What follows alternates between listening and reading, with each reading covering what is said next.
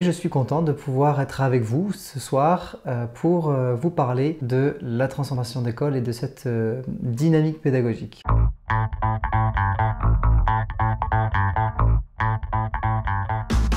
Alors tout d'abord, je me présente, donc je suis Guillaume Bousquet, je suis coach et formateur pédagogique.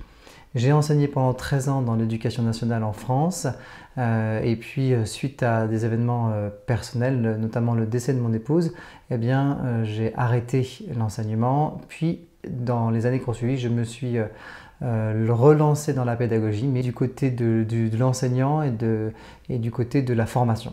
Depuis 2 ans, donc, j'accompagne des écoles, j'accompagne des éducateurs, je développe aussi des outils pour les difficultés d'apprentissage et j'ai une joie particulière à, on va dire, à être partenaire d'un programme de transformation d'école qui s'appelle School Transformation Lab, qui a été initié par John Rizzo et puis accompagné de Fanny Dumbledore dans ce défi un petit peu qu'ils ont lancé ensemble de l'école du dialogue à Bruxelles.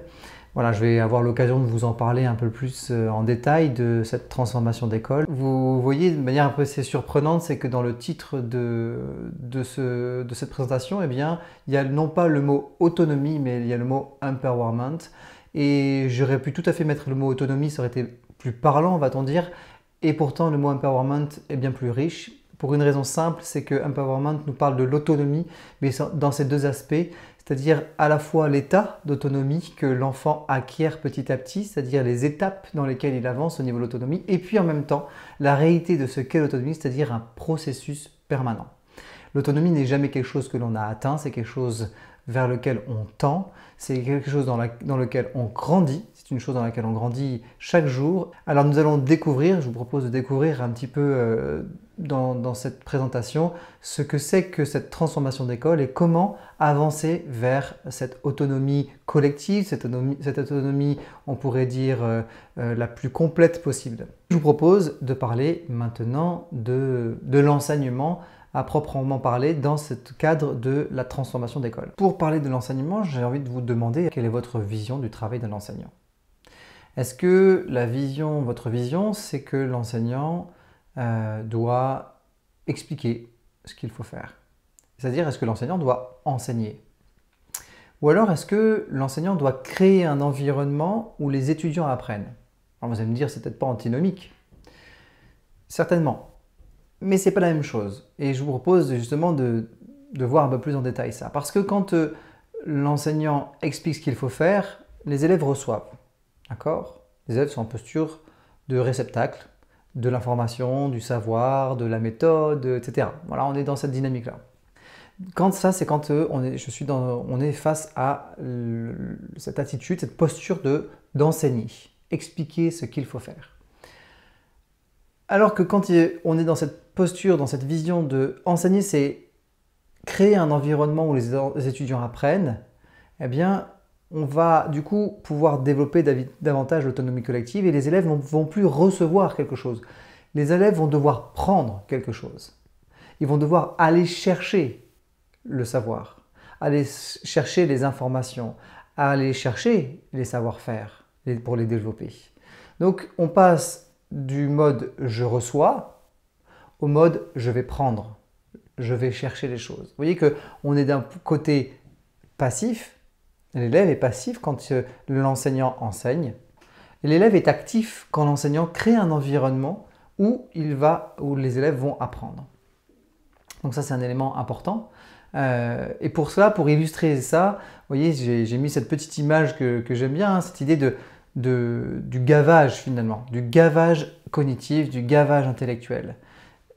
L'idée, ça va vraiment de dire on veut sortir de cette dynamique du gavage intellectuel parce que c'est pas comme ça que l'enfant apprend. Et je vais vous lire un petit texte de Claudine Ourganlian, qui est une enseignante spécialisée en France et qui a écrit un petit texte fort intéressant et qui dit ceci. Sur le terrain de l'école, la métaphore alimentaire reste très prégnante dans les discours. Ces petits, il s'agit de les nourrir. Et quelle satisfaction lorsqu'ils boivent nos paroles. Mais trop souvent, ils n'ont pas faim. Ils n'ont goût à rien, ça ne passe pas. L'enseignant, relayé le soir par les parents, se voit contraint à leur mâcher le travail pour qu'ils ingurgitent les notions, pour qu'ils avalent le programme. Voilà, ce succès de la métaphore ne surprend guère puisque l'une des étymologies du mot éducation renvoie à educare et que les mots savoir et saveur ont une étymologie commune du latin sapere. Elle continue en disant « Les déclinaisons de la métaphore suggèrent que l'ingestion de nourriture serait déconnectée d'avec les fonctions mêmes de l'alimentation, satisfaire les besoins physiologiques et être source de plaisir. » D'ailleurs, elle cite Jacques Lacarrière qui dit « Le vrai savoir ne s'ingurgite pas, il se déguste. Sans plaisir ni désir, il n'y a que bourrage et gavage et lavage de cerveau, dit-il. Le vrai savoir est celui qui donne saveur au monde. Le vrai savoir est celui qui donne saveur au monde. » Enfin, Claudine Ourgagnan termine en disant « On observe régulièrement chez les enseignants, dans leur représentation et dans leur pratique, une problématique de gavage. La quantité prime alors sur la qualité. Cette problématique du gavage a toujours existé, mais elle me semble prendre un sens et une ampleur particuliers dans le contexte actuel. » Alors vous voyez, ça c'est Claudine Ourgagnan qui parle de cette problématique forte dans notre société qui est celle du gavage et qui est encore plus forte avec cette accessibilité permanente et totale au savoir, par Internet notamment. Les enseignants ont un programme, les enseignants doivent tenir le programme, aller au bout du programme et voilà tout l'enjeu de l'enseignant aujourd'hui, en tout cas de la pratique pédagogique de l'enseignant, c'est d'aller au bout du programme bien trop souvent. En tout cas, ça se restreint à cela. Moi, j'ai enseigné pendant 13 ans personnellement et je peux vous assurer que le programme est une source de stress importante. En permanence dans la salle des profs, c'est « Ah, j'en suis là, j'ai pas fini ça, et puis après il y a des vacances qui arrivent, j'aurai pas le temps, comment je vais faire ?» Et voilà, et le prof est dans un cycle stressant qui va évidemment stresser les élèves. La transformation de l'école veut passer d'un modèle traditionnel où tous les élèves sont au même chapitre, où les élèves s'entraident peu finalement. Il y a beaucoup d'explications par l'enseignant. Il y a beaucoup d'activités qui sont données, beaucoup d'exercices à faire et puis toujours le contrôle, le test qui arrive pour évaluer l'acquisition des notions développées au cours des explications et des activités. Passer donc de ce modèle traditionnel au modèle plus personnalisé, voilà, il y a une autre façon de l'appeler aussi, l'école personnalisée, l'apprentissage personnalisé en tout cas, où chacun va se dépasser, où en permanence les enfants, les élèves, les jeunes vont s'entraider, vont s'apporter mutuellement, vont mettre leurs compétences au service les uns des autres. Alors là, on renverse un petit peu la machine et j'aurai l'occasion de le développer plus tard, mais le point de départ n'est pas l'explication de l'enseignant dans ce modèle personnalisé. Le point de départ, c'est le test, non pas dans le sens où il est fait au départ, mais l'objectif, c'est de réussir le test. L'objectif, le fonctionnement plutôt, c'est de savoir quel est l'objectif que j'ai et ensuite de passer par des activités et on verra la différence entre le traditionnel et le personnalisé en termes d'activités. Les activités vont être proposées, il va y avoir un large choix d'activités qui vont être proposées à l'élève et il va choisir les activités dont il a besoin pour pouvoir intégrer les notions et acquérir les savoirs, acquérir les savoir-faire. Et l'explication va arriver en dernier point. L'explication, elle va, notamment l'enseignant, va arriver très tardivement, voire n'arrivera pas. Par contre, des expressions, il pourra y en avoir de la part des camarades, des pairs.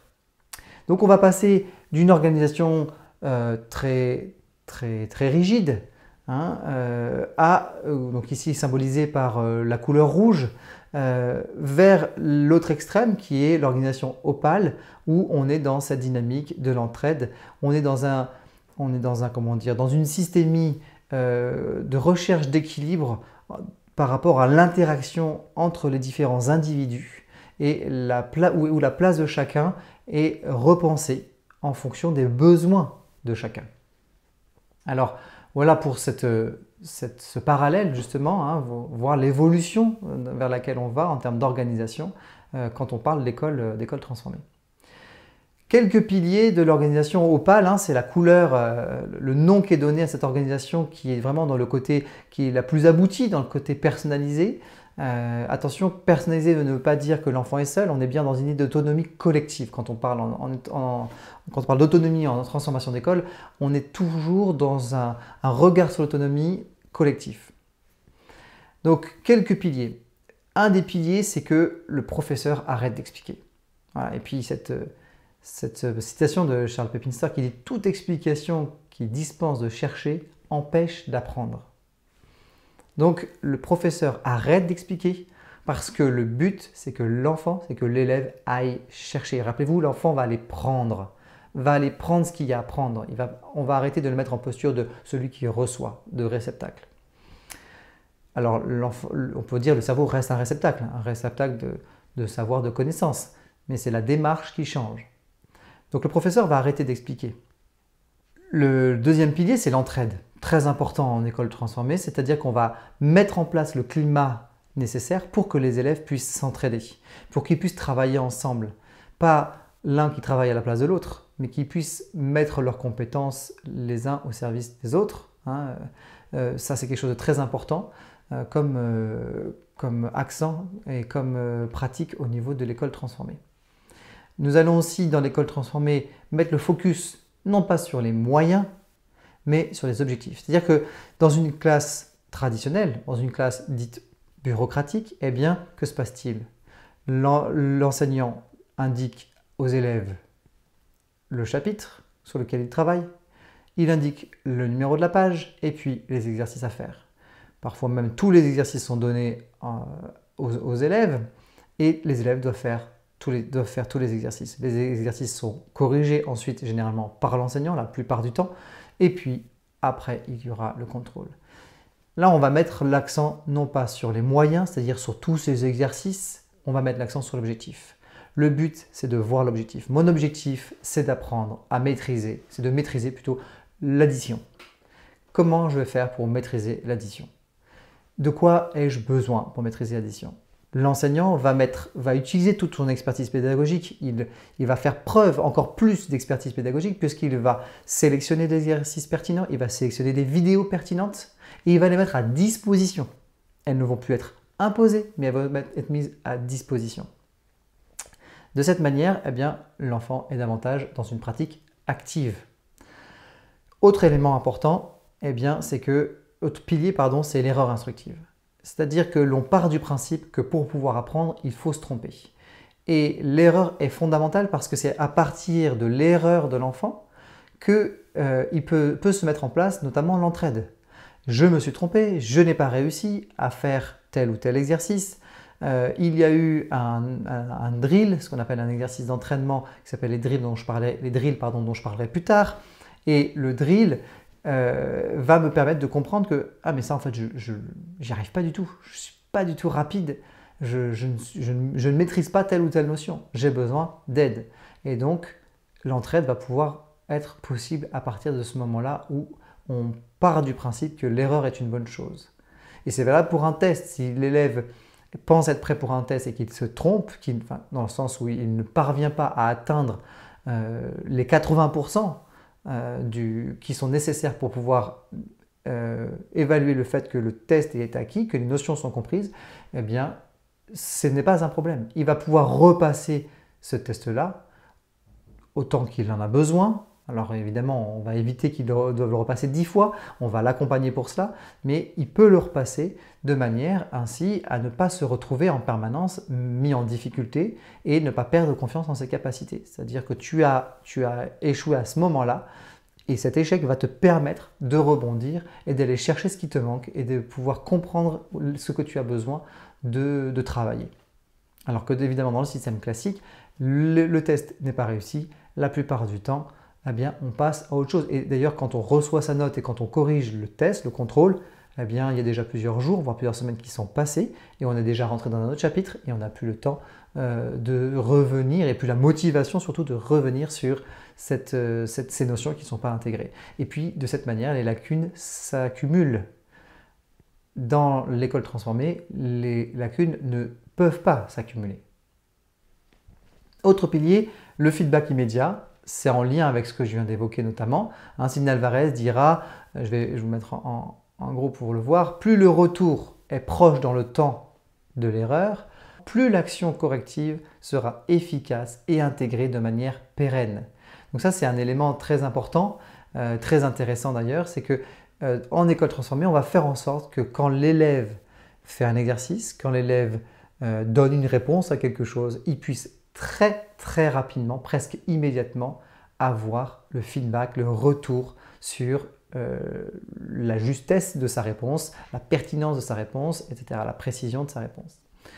Ça, c'est un élément très important et donc on va voir notamment du matériel autocorrectif, des cours avec des autocorrections à disposition. Ce n'est plus un problème que l'élève ait les réponses quelque part à côté de lui puisque quand il fait ses exercices, quand il s'entraîne, il doit pouvoir savoir rapidement si ce qu'il a fait est juste ou pas. Et ne pas attendre que toute la classe est terminée, que le prof puisse à ce moment-là corriger. On n'est plus du tout dans ce fonctionnement-là. Autre pilier, c'est la notion d'élève pilote. C'est très important cette notion d'élève pilote, c'est-à-dire que l'élève doit pouvoir avoir ce sentiment qu'il pilote son apprentissage, que c'est lui qui choisit. Et c'est tout à fait possible dans l'école transformée puisque on parle non plus de contrôle puis d'exercice, d'explication, plus suivi d'exercice et ensuite le contrôle. Non, on a un objectif et à partir de cet objectif, on a plusieurs objectifs dans plusieurs matières et à partir de ces objectifs, on va organiser son travail. L'élève va organiser son travail. Tiens, je vais plutôt travailler là ces exercices-là, de cette matière-là, parce que là, je sens que j'ai besoin de travailler là-dessus, je suis motivé pour travailler ça. Je vais d'ailleurs me donner comme objectif de passer mon test sur telle notion lundi prochain. Je veux être prêt, donc je vais bosser là-dessus. Ça ne veut pas dire qu'il va faire que ça, même s'il avait vraiment besoin d'y passer du temps sur cette notion, on lui laisserait le temps. Mais il va pouvoir vraiment être pilote de son apprentissage, choisir les exercices qu'il veut, les exercices qu'il ne veut pas, le nombre d'exercices qu'il veut faire, les vidéos qui lui parlent, les vidéos qui ne lui parlent pas, et ainsi de suite. Cette notion d'élève pilote, Maria Montessori le disait très bien, l'enfant nous demande de l'aider à agir tout seul. Voilà, le travail d'un enseignant, c'est d'aider l'enfant à agir tout seul. Ça ne veut pas dire qu'il est seul, mais ça veut dire que l'enfant, lui, doit pouvoir se sentir pilote, doit pouvoir se sentir aux commandes. Voilà pour les piliers. Il en reste un ou deux. Un dernier pilier, c'est le sentiment d'urgence. C'est le dernier pilier finalement de cette organisation d'école transformée, d'école d'apprentissage personnalisé. Le sentiment d'urgence, vous voyez, c'est une citation qui a été donnée par les élèves de l'école du dialogue, donc en Belgique, avec John et Fanny à l'école du dialogue, donc, qui disent « Mettez-nous plus la pression, on a besoin d'un stress constructif, s'il vous plaît ». Alors ça, c'est intéressant, cette idée de mettre la pression, une juste et saine pression. Le sentiment d'urgence, c'est apprendre à développer dans sa classe ce sentiment d'urgence, ce besoin de faire des efforts pour progresser, pour aller plus loin, pour avancer. Et éviter en fait le sentiment d'urgence s'oppose à l'inertie, au statu quo, c'est-à-dire l'élève qui a fini ses exercices et puis qui attend 10 minutes que tous les autres aient fini pour pouvoir avoir enfin la correction. Voilà un petit peu cette notion de sentiment d'urgence. Les piliers de l'organisation, donc OPAL, on pourrait dire les piliers de la classe transformée, sont ces 7 piliers-là. Alors on pourrait en citer d'autres, mais je vous ai ici cité les principaux. Alors voilà, nous avons parlé de l'école de manière générale, nous avons parlé de l'enseignement, la vision de l'enseignement, un petit peu des piliers de cet apprentissage personnalisé, de cette école transformée. Je vous propose de parler un peu plus brièvement du changement. Que représente finalement cet empowerment, cette marche vers l'empowerment, cette marche vers l'autonomie collective et cette autonomie, j'ai envie de dire, complète.